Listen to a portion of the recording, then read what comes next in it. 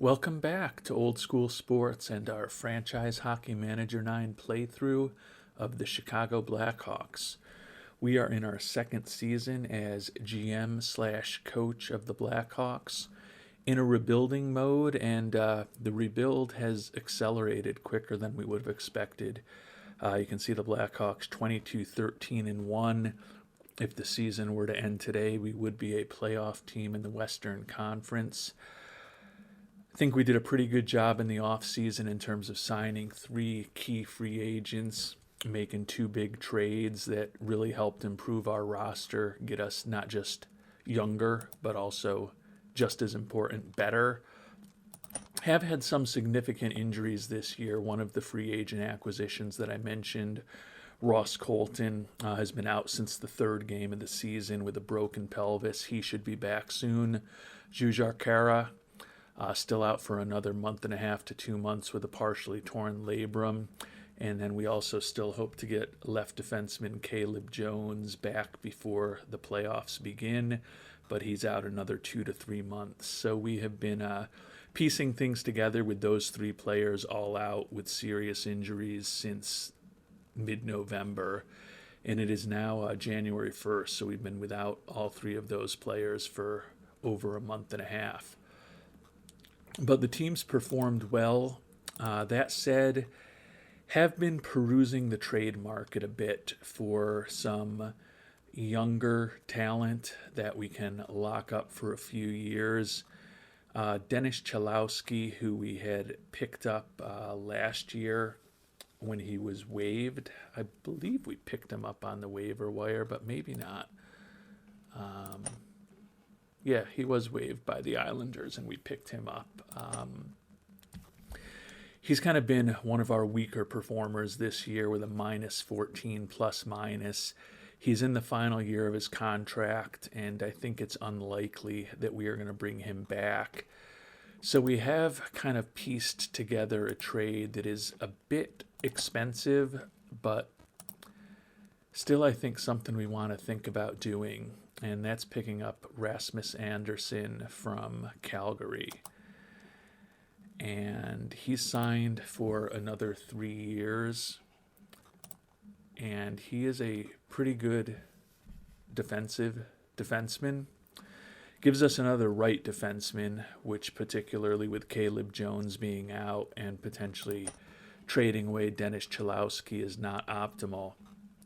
But Rasmus Andersson is signed for the next 3 years at about $4.5 million a year, so we'd get him to help in our playoff push this season. He would clearly be an upgrade over Chalowski, and then we've got him for another couple years, which really turns our defense, which was a weakness, I believe, when we took over the team about a year and a half ago, into a potential strength. And having Andersson on board also gives us a little bit of insurance for potentially moving on from Seth Jones. I know some of you are screaming at me to just get rid of him in that very expensive 7-year contract as soon as possible. He's not having a particularly great year with us, with a -9 plus minus this season. Given that our team is playing really well, that's been disappointing. But he still certainly is the most talented defenseman we have, particularly with his exceptional physical ratings.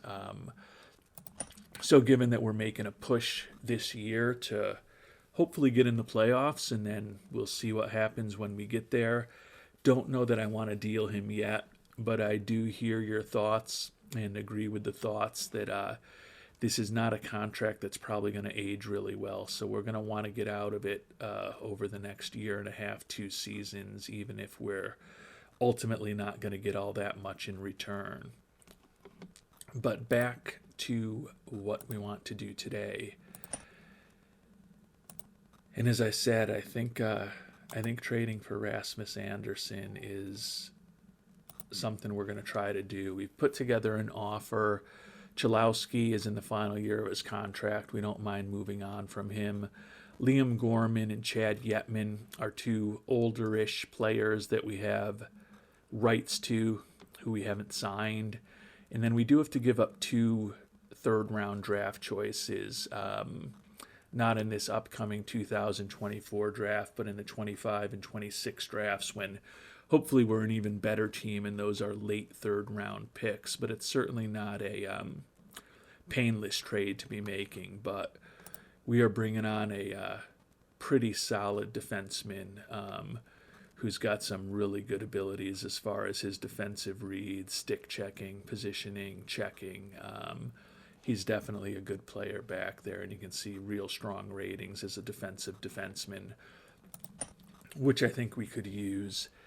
And with him being signed for 3 years through his late 20s, I think it's not a bad signing, even if we do have to give up 2 third-rounders. Now, there's no guarantees that they're going to go for that, but we are going to go ahead and offer that trade to the Flames and see what they have to say. And we started off the new year with a great victory, 7-1 over Vancouver. Bo Horvat, who we added before the trade deadline last year, had been having kind of a slow season for us, but a monster game in the 7-1 victory with 2 goals and 4 assists. So hopefully at the start of 2024, that's going to kickstart his 2023 to 2024 season into a higher gear than it's been thus far. And unfortunately, the offer we made to the Flames was not quite good enough. We're going to go and try to rework things a little bit, maybe take out one of these middling prospects. I mentioned they were 2 of our older prospects, Yetman and Gorman.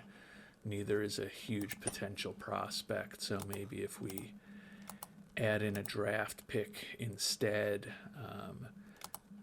and maybe we can get away without giving up a couple of threes. Maybe if we give them a 4th and a 5th. No, still not enough. Yeah, it looks like we're going to have to give them at least the 2 threes plus something else. So not the end of the world if we have to give up both threes. If I could click properly, I might actually put the right pick into the trade. Yeah, they're looking for a decent amount for him, which they should. Maybe we can include the rights to one of those older guys. I guess Gorman being healthy might be a little more valuable. But it looks like the price isn't going to be as low as we had hoped. So we throw in a 5th. And we think they're going to take that. We'll give them the 5th this coming year. So we still have Gorman in there with Chalowski, still have the 2 third-rounders, and we ended up having to put in a 5th instead of a very marginal prospect. So I think this is a little bit better of a trade. It still says they'll probably accept it, so we're going to go ahead and offer this trade to potentially try to bring on Rasmus Andersson and see what happens.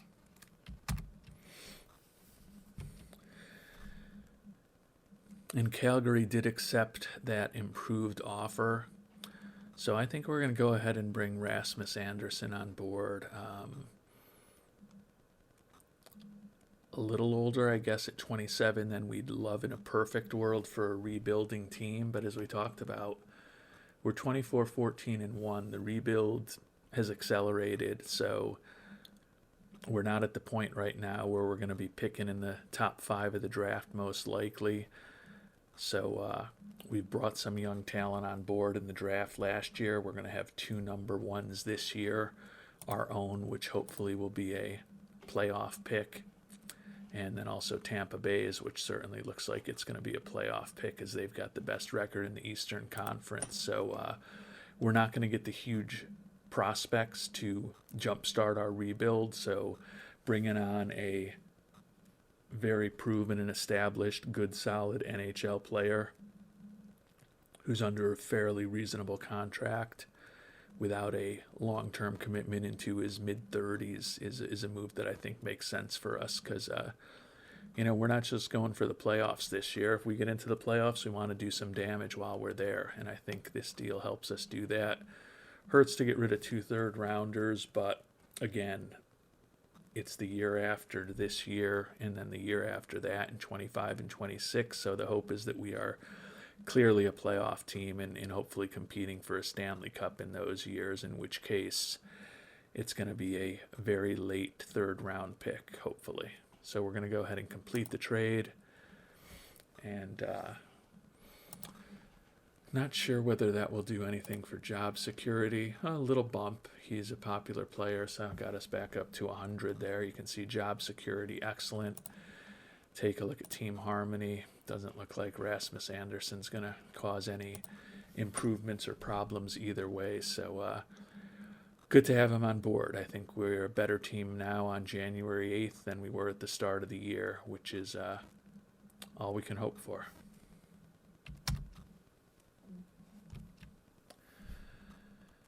And Colton is finally back, so one of our players is off of the IL. Colton obviously didn't have much opportunity to do anything in the 3 games he played, so good to have him on back. We sent Chase Gutman back down to the AHL.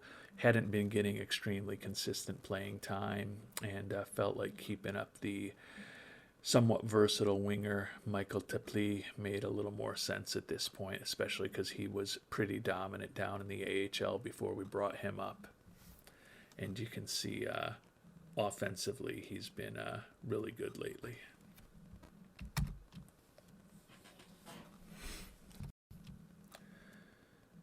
And it was a rough day yesterday for the Blackhawks. We lost 3-2 to the first place Avalanche. You can see with 51 points, we are still clearly in the playoffs. We'd be the number 1 wild card team in the Western Conference if the season were to end today. So that's positive. The negative news is that we're going to lose Alex Formenton for 3 to 4 months to a torn ab. We've got the opportunity to delay treatment. He's having a solid year for us. You can see 12 goals, 14 assists in 41 games, kind of a third line-ish player for us most of the time. There's part of me that's tempted to delay the treatment just because I haven't played around with that too much, but he could theoretically be back in mid to late April, completely healthy and ready to go right when we're kind of gearing up for the playoffs. I don't think whether or not we have him is going to be critical in terms of whether or not we make the playoffs. So we're not going to delay treatment. We're going to let him hopefully heal up as soon as possible. And we'll go with one less NHL player, and we'll bring up someone from the AHL for the next 3 months or so to fill his spot on the team.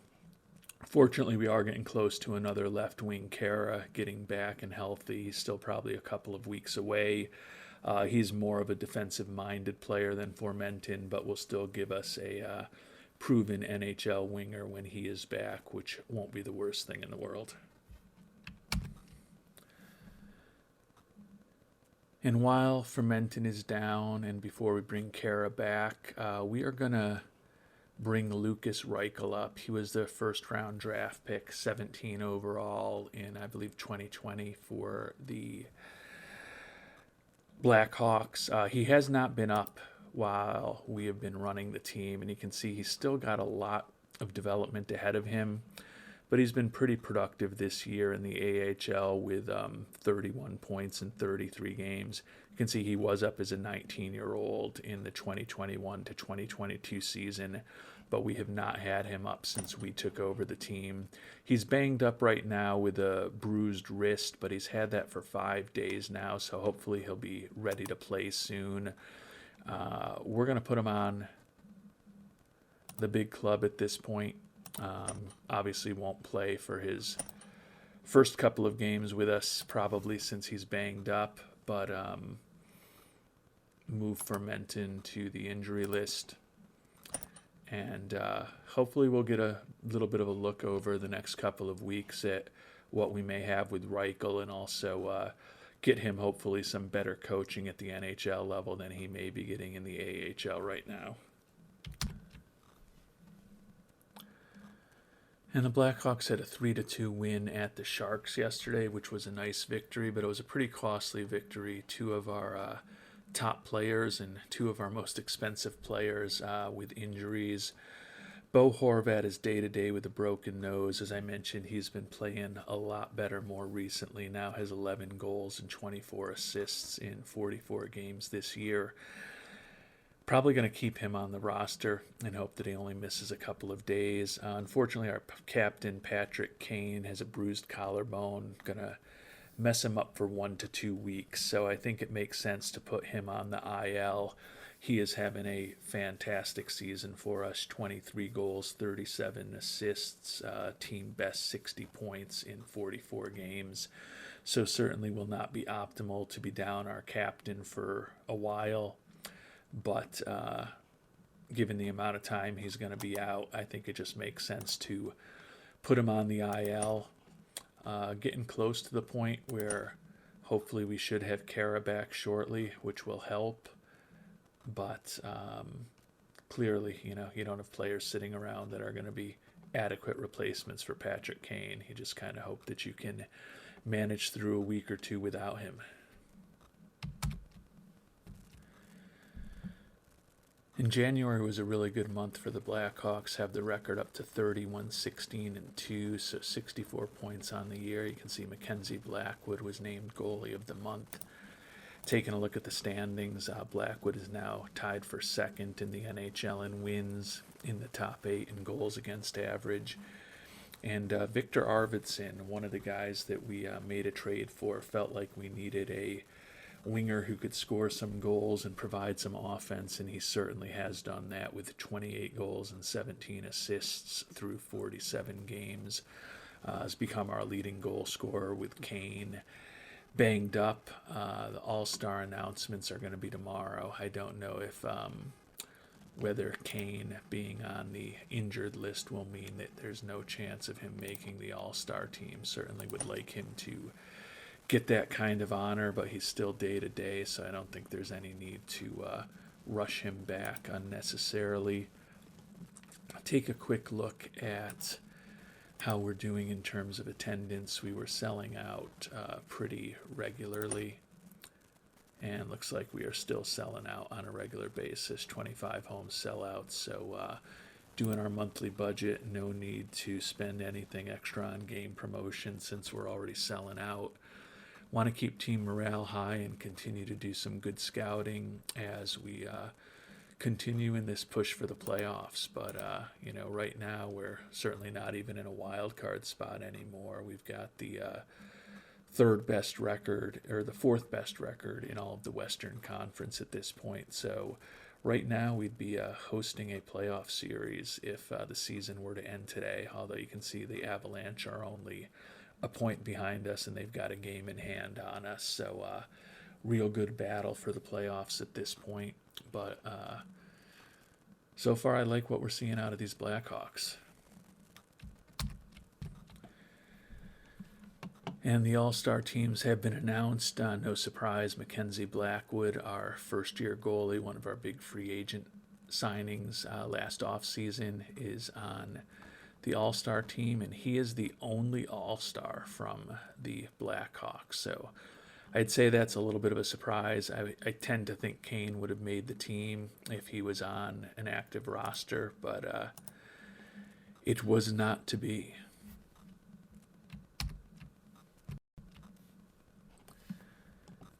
And to clear a spot on the roster for our captain, we decided we wanted to keep Lukas Reichel up. I think he may develop a little better with the attention he'll be getting at the NHL level from our excellent coaching staff.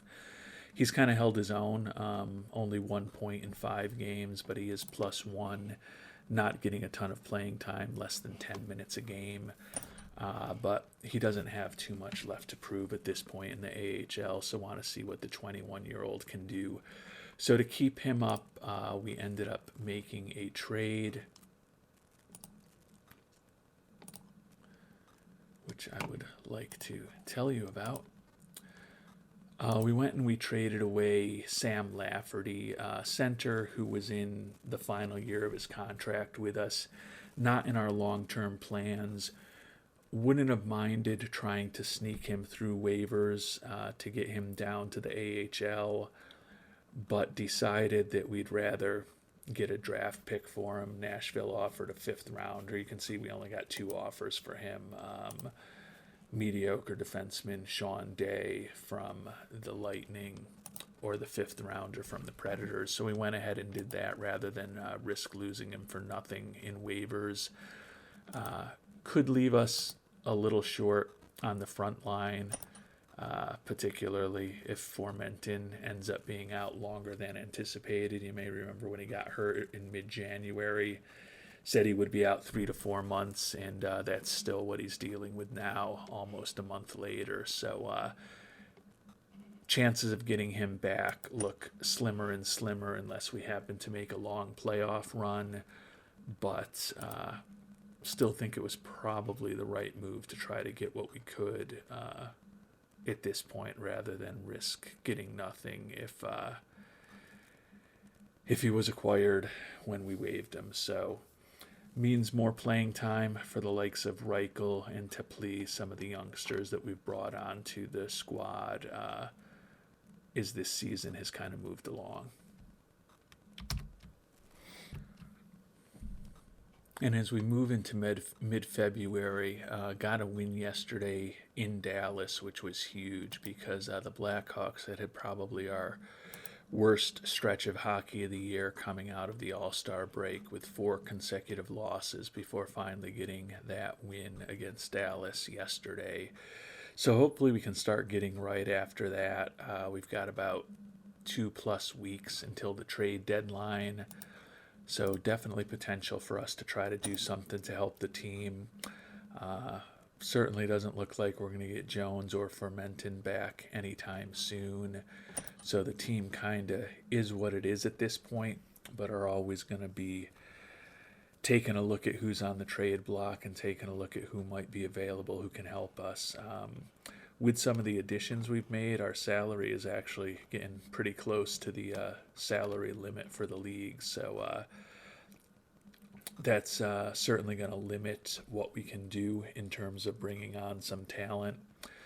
The trade that we made not that long ago at the beginning of January for Rasmus Anderson really moved our financial situation into a whole different level. And then obviously bringing back Colton pushed us up further. So not an optimal position financially at this point to be able to take on more contracts, because clearly Caleb Jones and Formenton, neither of them is making huge money.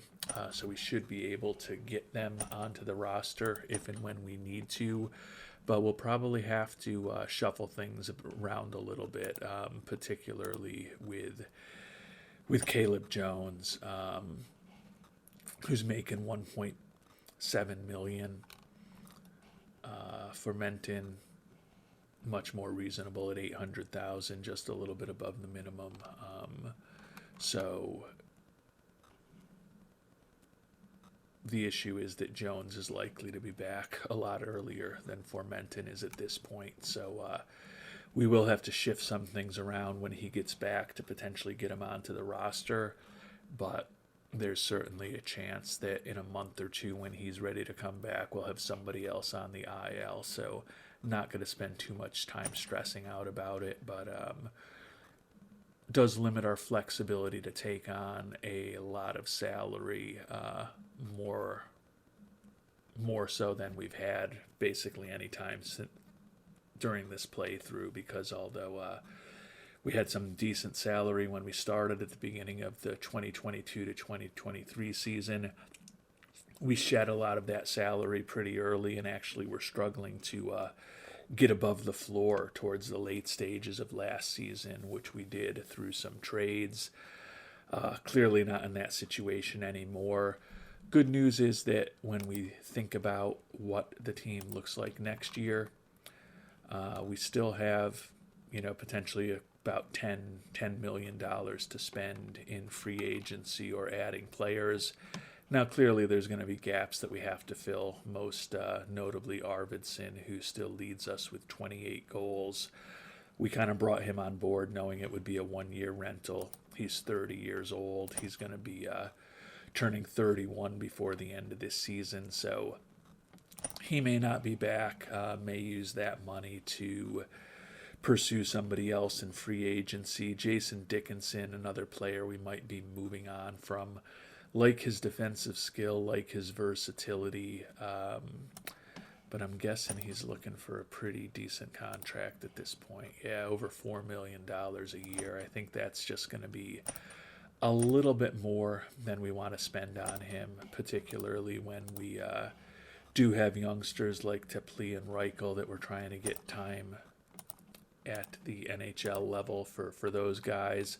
And then certainly in the not so distant future, Cole Gutman could be back if we re-sign him. Colton Dock, certainly expect that next season he is going to be up with us probably the entire season. And then thinking about defensemen, Nolan Allen, possibly Kevin Korchinski, probably sooner rather than later. So we've got some guys that we're going to need to get playing time to. So it'll be a good thing because those guys will likely all be making the minimum or close to the minimum. So that'll help us in a little bit more of a salary cap crunch potentially in next season than we've had through this playthrough so far.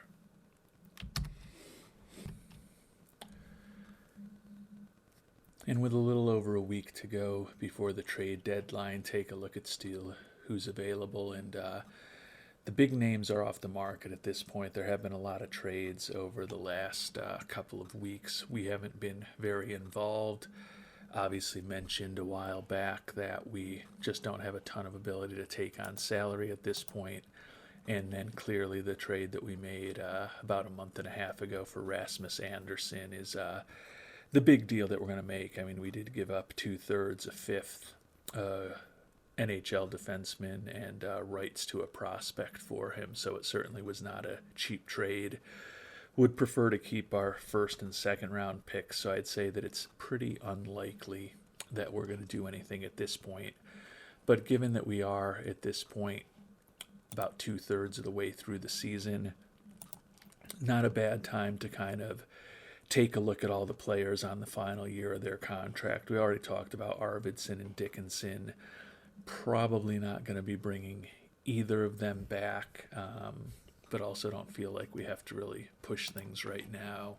I didn't see exactly what Arvidsson was looking for, but yeah, $6 million a year in his early 30s. I love him offensively, and he's definitely outperformed even what I would have hoped with better than a goal every 2 games for us this year.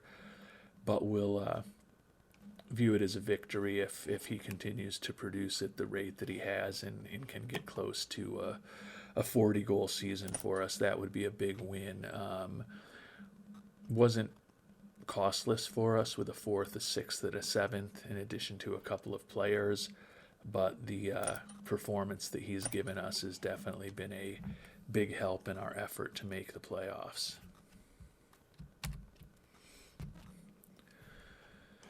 Looking at the players with 1 year left that we need to think about other than the 2 expensive guys, Philip Rose has been okay as a left defenseman. He's +8 on the year. His game ratings, not very impressive at all. He's the type of guy that I'd love to kind of have as a 8th or 9th defenseman in the system if we could kind of get him back and forth between the AHL and the NHL if and when we needed him when there were injuries, but don't know that that's going to happen. He's looking for a little over $1.2 million. Don't think we really need to push it now. We will auto-qualify him just so we can keep an eye on what happens with him. Michael Tepli has been reasonably productive for us. I wouldn't view him as a big-time prospect, but a versatile player who can play left wing or right wing, has some pretty good physical skills. I don't think he's ever going to be a star, but he's a useful offensive player doesn't bring much to the table defensively. 1.3 million in 3 years. We'll auto qualify him for now, but don't feel like we have to push on things too hard to bring him back right away. Taylor Radish is a guy that we may be moving on from. Guessing he's going to be looking for more money than either of those last couple players. He's more accomplished, more of a veteran, certainly a bit more versatile. Yeah, $3 million a year and a no trade clause for him certainly seems high. That's going to be a tough one for us to stomach. Going to auto qualify for now. We can always turn that back off if and when we kind of take another look through things. But not seeing anyone we really have to go after. Mackenzie Entwistle is a guy who I kind of like his profile. He's pretty balanced. Not going to be great at anything, but he's a young player. But he's minus 14 on the year, getting less ice time than he did last season as we've improved the talent on the team around him. Not looking for a ton of money. We'll auto qualify him. Whether or not we end up bringing him back, who knows? And then last but not least, Mike Hardman is a guy who was really productive for us last season as a 23-year-old, 47 points in 78 games. Has been a lot less productive this year. Again, similar to Entwistle, he's seen his ice time drop pretty significantly with the other talent that we've brought onto the team. Not looking for a ton of money, but also not someone we really need to figure out right now. So I don't feel like any of these players are people that we're going to be lost next year if we lose. Are we going to bring back a couple of these 7 guys at some point when all is said and done? I would think so, but exactly who they are, a little bit unclear right now. Want to kind of see how some of the younger players that we have in the AHL and the juniors develop over the last couple of months of the season and start getting an idea of what the 23-man roster could look like next year when we bring up some prospects and think about who we're definitely going to be bringing back. And then if we see a hole or two that we can fill by bringing on some of these players, we'll definitely do that, but not feeling that there's anyone obvious that we want to just get locked up right now.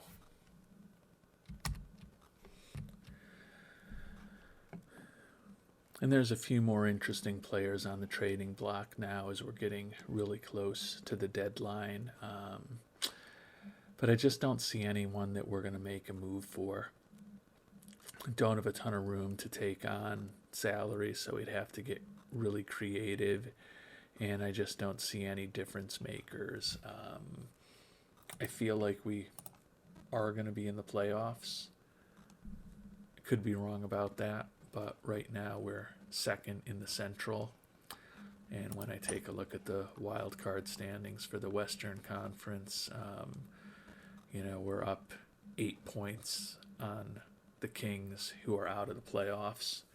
And we've got 2 games in hand on both them and the Kraken, who are the closest teams to the wild card line. So would obviously prefer to kind of stay in the 2-hole where we are right now and likely have a home field or home ice advantage for the first round of the playoffs, but don't really feel that we need to push on anything at this point. Should have Caleb Jones back sometime before the end of the month of March. Formenton certainly looking less and less likely that we're going to have him back unless we make a long playoff run, but that's fine. It is what it is at this point.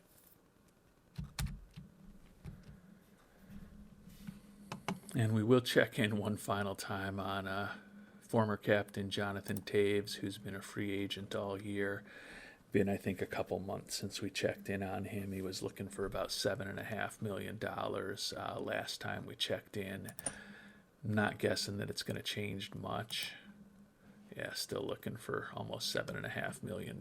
So as much as we'd love to have the future Hall of Famer back with what he is at this point, I don't think we can't make it work salary wise, anyways. But I just think he's a little unrealistic in what the demand for him is at this point in his career.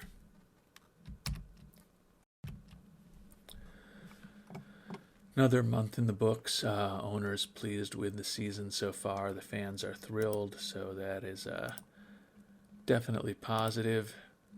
After that real slow start to the month of February, coming out of the All-Star break, things got much better. As we talked about, we lost 4 in a row, then we won a couple, lost one, and then finished the month with 4 wins in a row.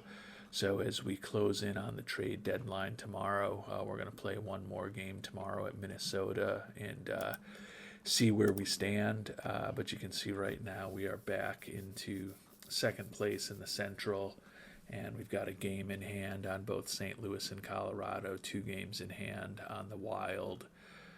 So hopefully if we can get a win in Minnesota tomorrow, we'll be down to 21 games left after that. They'll only have 19 left, and if we get a win, we'll be 8 games up on the Wild, who would be at this point the final playoff team in the Western Conference. So a pretty big game tomorrow against the Wild.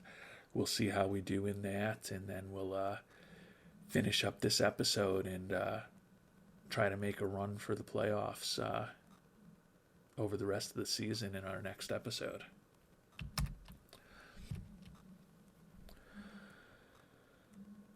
So let's see what happens in this game at Minnesota. We got Blackwood in front of the net. Hopefully we can get a W here. We're not going to do anything at the trade deadline, which is also today. So see what happens on the road here in this big game. We're home against Edmonton tomorrow, but clearly would be a potentially big win for us. Unfortunately, it was a 4-1 loss at the Wild. So that certainly tightens up the playoff race in the division. You can see there was a lot of trades at the trade deadline, none of which involved us, which is fine. A few players going to be going through waivers also. Can't imagine there's going to be anything at this point that is real exciting to us, but it's been a good year here so far on Monday, March 4th, even with the loss yesterday. Hopefully we can turn things around at home today against the defending champions, who are also in the mix with us for those final spots in the playoffs this year. Taking a look, we got 76 points, and so we're up 7 on the closest team that's chasing us, the Kings, and we've still got 2 games in hand on them. So would have to say that with 21 games to go, about a quarter of the season left, we are in a pretty good spot to make the playoffs. Take a look at how the team itself is doing. Kane seems to have slowed down a bit so far. And he's actually tied for the team lead in points now with Larkin. So the free agent addition and the captain, 72 points apiece. Arvidsson, who we've talked about, with 30 goals, but Larkin has actually taken over the team lead from Arvidsson recently. Taylor Radish, 47 points on the year, plus 15. So those 4 are really kind of the dominant frontline players that we've had so far this year. Hronek, his first year with us, having a respectable season. Horvat still probably, I'd have to say, a little disappointing in terms of his production after he had the 42 goals last year combined with us and Vancouver. And you can see if you look closely, the part of the reason we're disappointed, he had 13 goals in 19 games for us last year. We certainly didn't expect that he was going to keep up that kind of pace, but did expect that he would have more than 13 goals, 55 games through the season. So hopefully he will catch fire down the stretch. Taking a look at the plus minus, we talked about Entwistle and actually Hardman, two of the guys that we're going to have to decide whether or not we want to bring back next year, are two of the weaker players on our team in terms of their plus minus this year. So maybe it will make sense to move on from both of them and go with some other young players who might have a little more upside. But we'll have plenty of time to think about all of those decisions. Right now, the goal is to ensure that we get this Blackhawks team into the playoffs. And once you're in the playoffs, you never know what can happen. Definitely weren't expecting when we started this playthrough that we were going to be competing for a playoff spot in our second season, but it is what it is. The rebuild wasn't as deep and nasty as I thought it potentially could be. So that's positive since we're battling for the playoffs. The negative is, as we've talked about, is that we're not going to really get to reshape this team with a bunch of, top 5 kind of picks over 2 or 3 years in a row. Just doesn't seem like that's going to be the type of rebuild that we have. It's more kind of reloading on the fly and seeing if we can get Mr. Kane a 4th championship at some point over the next several seasons before he potentially retires, or we mutually decide that it's time for him to move on. But in order to make that happen, we're going to have to be in the playoffs. So in our next episode, we're going to finish up the regular season and see whether the Blackhawks are going to get back to the playoffs after an absence of several seasons. Until then, thanks so much for watching and hope you have a great day.